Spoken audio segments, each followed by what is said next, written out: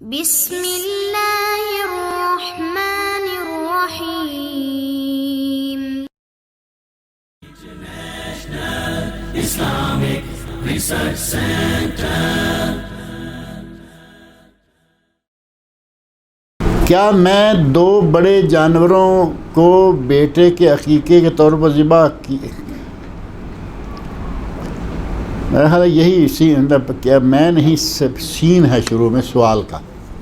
کیا دو بڑے جانوروں کو یعنی دو بھینسیں، دو گائیاں، دو اونٹ، ان کو بیٹے کے عقیقے کے طور پر ذبح کیا جا سکتا ہے؟ سنت سے ثابت نہیں ہے.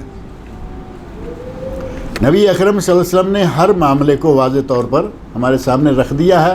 آپ نے کبھی بھی بڑا جانور عقیقے میں نہیں کیا. آپ کی زندگی میں آپ کی بیٹیاں ہوئیں، بیٹے ہوئے، پھر آپ کے نواسے ہوئے، آپ نے کبھی بھی بڑا جانور نہیں کیا. اور ام المومنین حضرت عائشہ صدیقہ رضی اللہ عنہا، ان کے گھر میں ان کے کسی بھائی کو بیٹا ہوا، یعنی بھتیجا ہو گیا نا، اور یہ پھوپھی بھی ہیں اور ام المومنین بھی ہیں. صحابہ کرام میں مفتی بھی ہیں. صحابہ کرام میں خواتین میں سے بلکہ سارے صحابہ میں سے بہترین مفتی ہیں. اللہ رب العزت نے علم اور فقاہت اتنی دی ہوئی تھی کہ صحابہ کی مفتی حضرت عائشہ رضی اللہ عنہ. اور پوچھنے والے گھر کے لوگ ہیں، اپنے گھر کا مسئلہ ہے، کہا کہ آپ کا بھتیجا ہوا ہے تو کیا ہم بڑا جانور نہ کر دیں؟ تو حضرت عائشہ رضی اللہ عنہ فرماتی ہیں معاذ اللہ. آپ اس جملہ کو سمجھتے ہیں کہ کیسے استعمال کیا جاتا ہے. معاذ اللہ، اللہ ہمیں اپنی پناہ میں رکھے. نبی صلی اللہ علیہ وسلم تو مینڈا دمبا کریں اور ہم بڑا جانور کریں گے.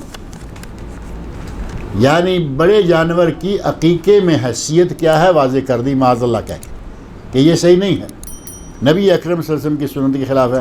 اس کے بارے میں بھی ہمارے مولوی حضرات فتویٰ دیتے ہیں کہ نہیں جی کر لیں، 7 حصے کریں. 1 لڑکی 3 لڑکے اس میں آ جاتے ہیں، 7 لڑکیاں اس میں آ جاتی ہیں، کیونکہ 7 حصے جو بن گئے. قربانی میں جائز ہیں اور ثابت ہیں، حج پہ ہو گھر میں ہو.